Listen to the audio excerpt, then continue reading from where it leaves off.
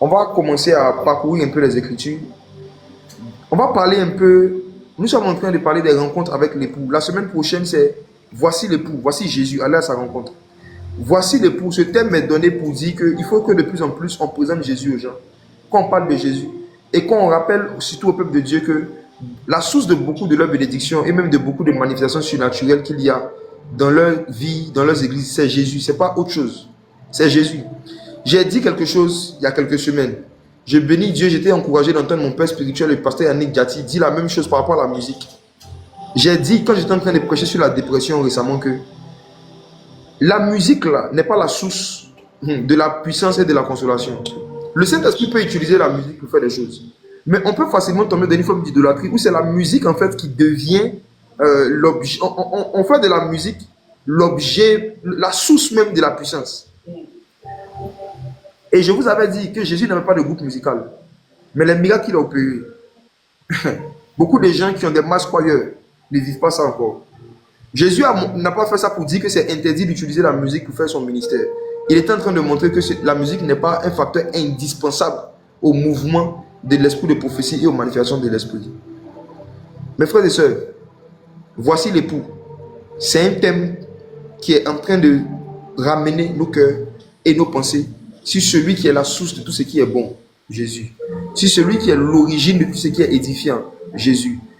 Ramener le cœur, ramener les pensées des gens la semaine prochaine pendant cette conférence.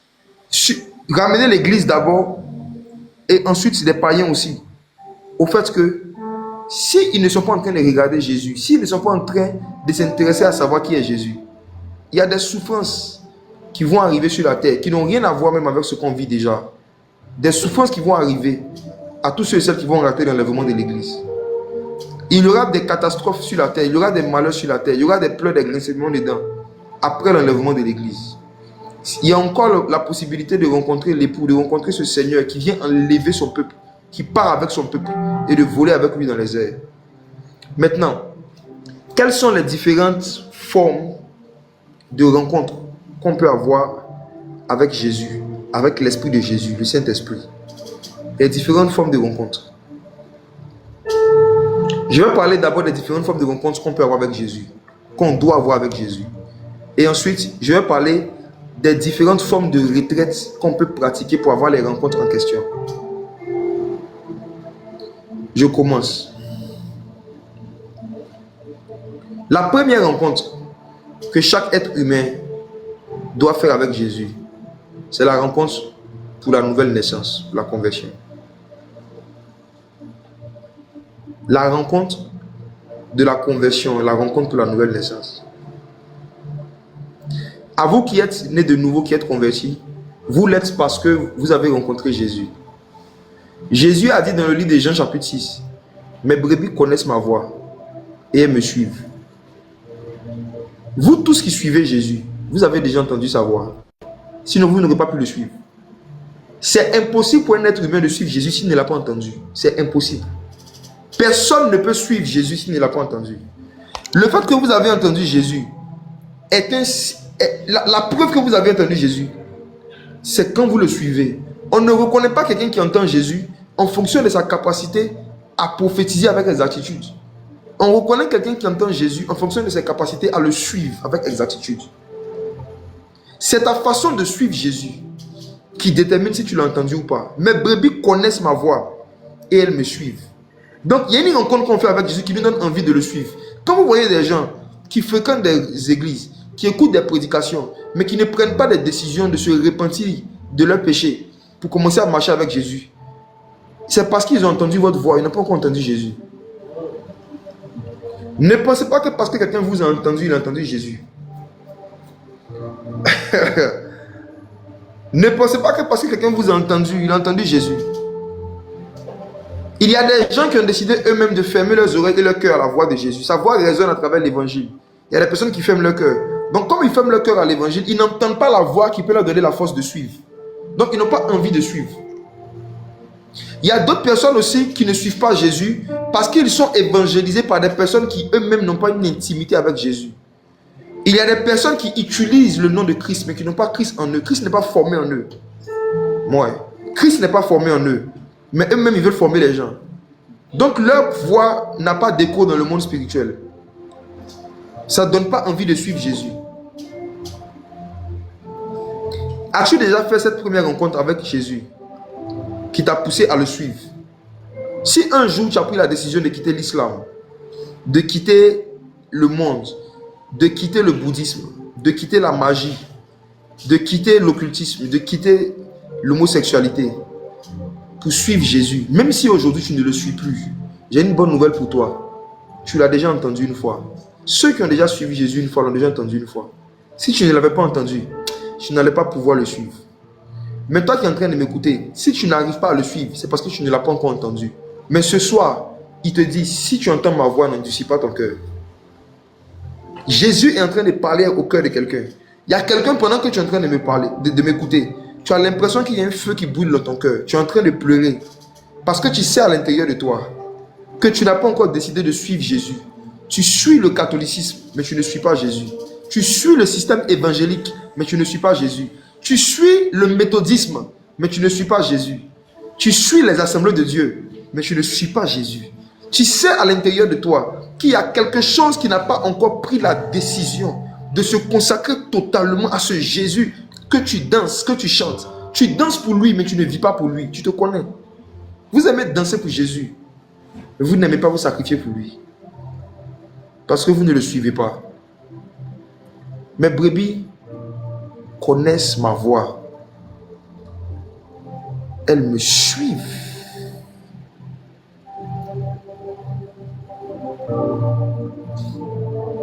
As-tu envie ce soir de suivre Jésus? As-tu envie d'arrêter de suivre le péché, la musique mondaine? Est-ce que ce soir tu as envie d'arrêter de suivre la pornographie pour suivre Jésus? Les vidéos X, je vois quelqu'un qui est en train de m'écouter ici qui a un dossier de vidéos pornographiques et puis de photos de femmes nues dans son téléphone. Cette heure-là, où tu es sur ce live, en général, c'est l'heure à laquelle tu commences à regarder.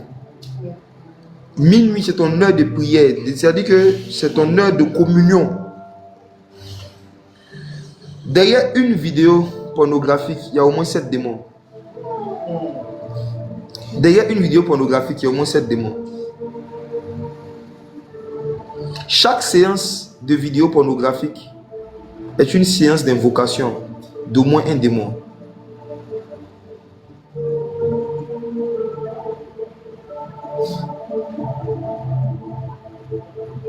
Jésus veut que tu arrêtes de suivre les vidéos pornographiques, que tu suives l'évangile. J'étais comme toi. Mon frère, j'étais même plus doué que toi dans ces choses. J'étais fort que toi. Nous, on avait 10 durs. Toi, tu as portable seulement. Tu n'as qu'un portable. Nous, on avait un 10 durs de film X. Et de tous les teints. De toutes les couleurs. On avait des vidéos pornographiques, des blanches. On avait pour les noirs. On avait pour les chinoises. Toi, tu as pour les noirs seulement. Ton cas n'est pas grave. Ton cas n'est pas grave. Ta consommation des vidéos X est centrée sur une race. Moi, j'étais un regardeur international. Moi, j'ai regardé ce qui s'est passé dans toutes les nations. Moi et puis un groupe d'amis qui étions à 13 juillet. Peut-être que certains sont connectés ce soir. S'il y a parmi les 4300 personnes connectées, certains de mes amis du quartier, d'il y a 15 ans, il y a 20 ans en arrière, avec qui on regardait ces choses. Mon frère, moi je suis sorti de ça, je suis Jésus. Suivant Jésus. J'ai entendu l'évangile, j'ai endurci mon cœur plusieurs fois. Et puis un jour, j'ai décidé d'ouvrir mon cœur à l'évangile. Jésus est rentré dans mon cœur. Jésus dit, je me tiens à la porte et je frappe. Si quelqu'un entend ma voix, qu'il ouvre, je vais rentrer.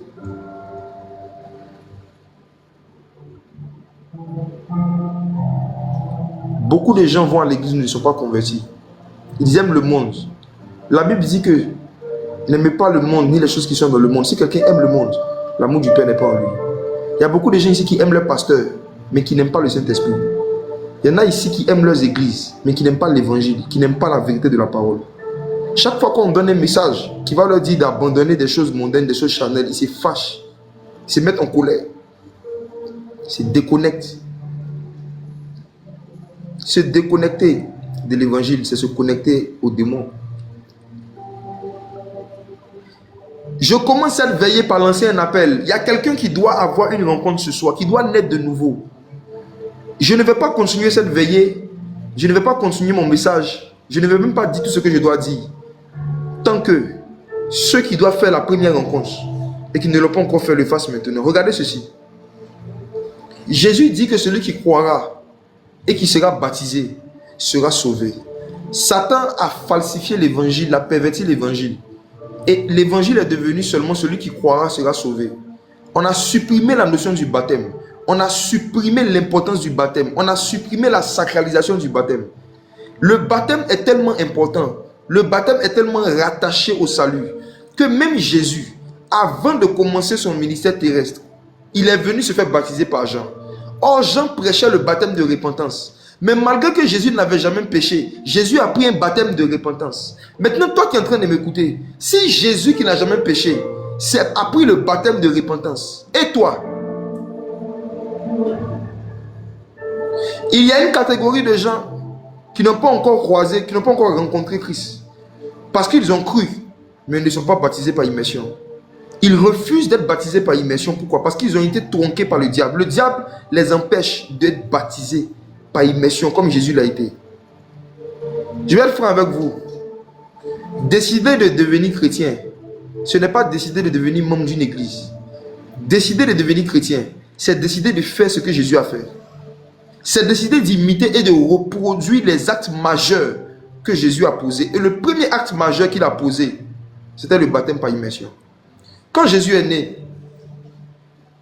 une voix n'a pas dit du ciel, celui-ci est mon fils bien-aimé. Quand Jésus est né, ce sont des anges qui rendaient témoignage de lui aux hommes. C'est un ange qui a dit à Marie et à Joseph que Jésus allait naître. C'est un ange qui a dit aux bergers que Jésus est né.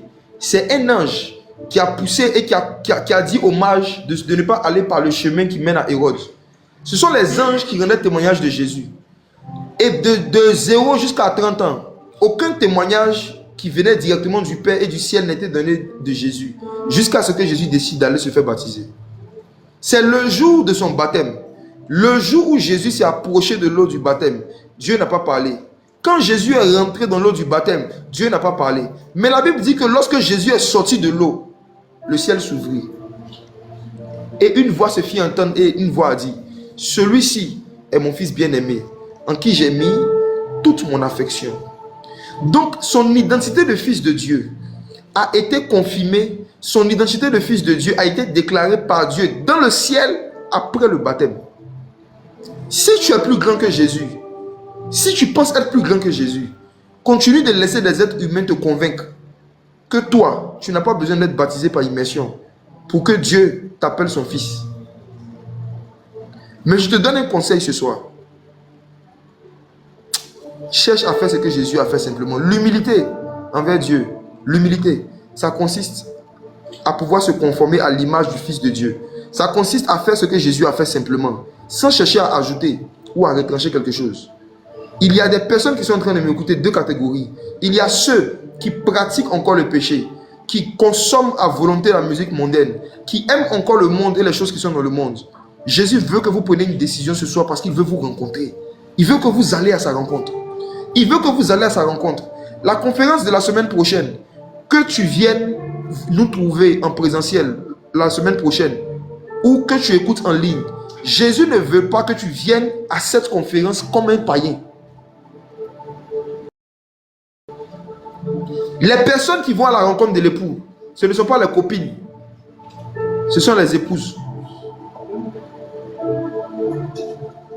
En fait, c'est des personnes qui ont un lien avec l'époux qui vont à sa rencontre. C'est des personnes qui ont une relation avec lui qui vont à sa rencontre. Ce soir, je vais lancer un appel. Qui veut naître de nouveau? Qui veut se convertir? Qui veut arrêter de jouer aux chrétiens? Arrêter de jouer avec le monde? Arrêter de se cacher pour kiffer la musique mondaine et de venir danser pendant la louange à l'église? Qui veut arrêter de faire semblant d'être converti et se baptiser? Il y a ceux qui ont déjà pris la décision de se convertir, mais qui ne sont pas encore baptisés par immersion. Je vous mets vous tous dans le même lot. Qui veut croire et être baptisé? Qui a déjà cru et qui veut se baptiser par immersion? Qui veut naître de nouveau, recevoir le baptême? Mes frères, ça ne concerne pas tout le monde. Ceux qui sont concernés, c'est pour eux que Dieu m'envoie pour parler. Ils sont nombreux sur TikTok. Le Seigneur m'avait parlé depuis décembre 2024. J'avais confié ça à certains de mes proches. Dieu m'avait déjà dit, il y a une foule d'âmes prêtes pour la moisson qui t'attendent sur TikTok. Le Seigneur m'a dit, va sur TikTok. La moisson est mûre là-bas. La moisson est verte là-bas. Pendant que je suis en train de parler, le Saint-Esprit est en train de convaincre des grands témoignages au cœur de plusieurs personnes du fait que vous devez passer par les eaux du baptême. Vous devez abandonner qui vous êtes, ce que vous faites, vous convertir net de nouveau et prendre la décision. Vous savez, juste votre décision dans votre cœur est suffisante pour Dieu, pour vous rencontrer. Jésus a donné une parabole qui est la parabole du fils prodigue. Ce fils avait juste décidé d'aller à la rencontre de son papa et de lui parler. Il avait juste pris la décision. La Bible dit que pendant que le fils venait, juste sur la base de sa décision, c'est le père même qui est venu à lui. Le père n'a pas attendu qu'il parle. Le père n'a pas attendu d'abord qu'il explique pourquoi il s'est mal comporté. Parce qu'il a simplement pris la décision. Le père m'est venu à lui. J'aimerais dire à quelqu'un ce soir, si tu prends la décision ce soir de te convertir à Jésus, de naître de nouveau et de te baptiser par immersion, l'Esprit de Jésus va venir vers toi. Tu es dans une chambre, tu m'écoutes. Tu es dans un salon, tu es en train de m'écouter. Tu es au travail, tu es en train de m'écouter. Si tu prends la décision dans ton cœur, si tu crois dans ton cœur que Christ a été crucifié, si tu confesses de ta bouche qu'il est ressuscité d'entre les morts, sa présence va venir sur toi. Waouh. Maureen, s'il te plaît, prends le numéro WhatsApp sur lequel ceux qui veulent se convertir à Jésus ou ceux qui veulent se baptiser par immersion peuvent écrire. C'est le temps de la pêche. Pêchons les âmes.